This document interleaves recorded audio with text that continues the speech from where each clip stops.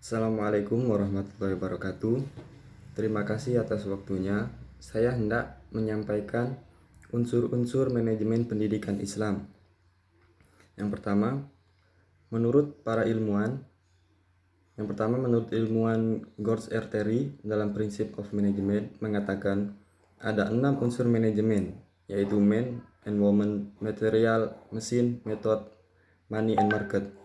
Dan menurut ilmuwan yang lain seperti Harrington Emerson, ada 5 unsur manajemen, yaitu man, money, material, mesin, and method. Adapun menurut Soekarno Kartowarjojo, ada 6 unsur manajemen, yaitu man, money, method, material, mesin, and market. Untuk yang pertama, man atau sumber daya manusia. Sumber daya manusia bisa dibilang orang-orang yang berada di suatu lembaga tersebut. Untuk yang kedua, money, keuangan dan pembiayaan, seperti finansial atau pembayaran-pembayaran yang ada di suatu lembaga tersebut. Yang ketiga, material, bahan-bahan yang diolah di suatu lembaga tersebut, seperti konsep-konsep yang berada di suatu lembaga tersebut. Yang keempat, mesin, alat yang mengelola suatu lembaga, seperti sistem-sistem apa saja yang harus diolah atau unsur-unsur apa saja yang harus diolah di suatu lembaga tersebut. Untuk yang kelima, metode, standar operasional prosedur, sering disebut dengan SOP.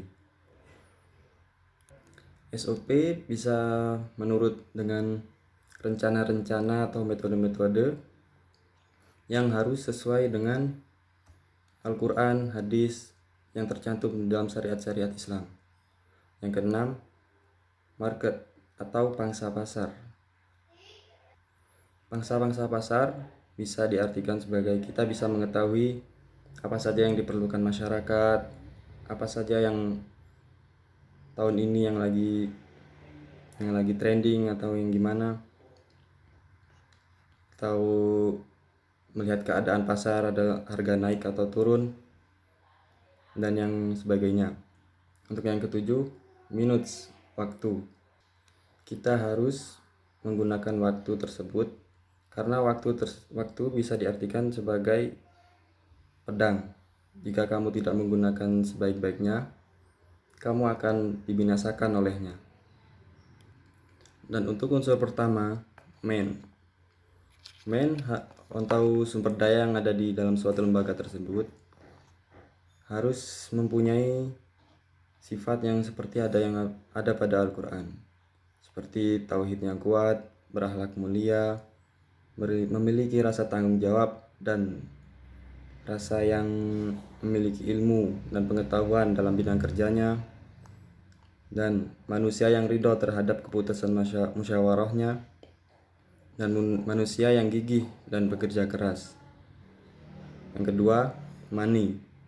Betapa pentingnya keuangan dikelola oleh orang yang pandai, berpengetahuan, dan mampu menjaga nafsu dalam surat Yusuf. Di sini kita harus berusaha menjaga keuangan karena seseorang tersebut mengetahui nafsu tersebut ketika dicoba dengan keuangan. Dan yang ketiga, material.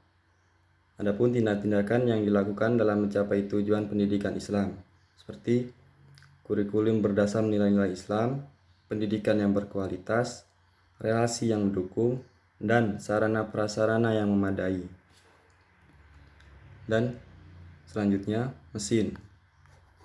Memiliki unsur kepemimpinan profetik, sistem berdasar nilai-nilai Islam, dan berbudaya Islami, pembelajaran integratif, serta excellent service, atau disebut juga dengan layanan yang istimewa.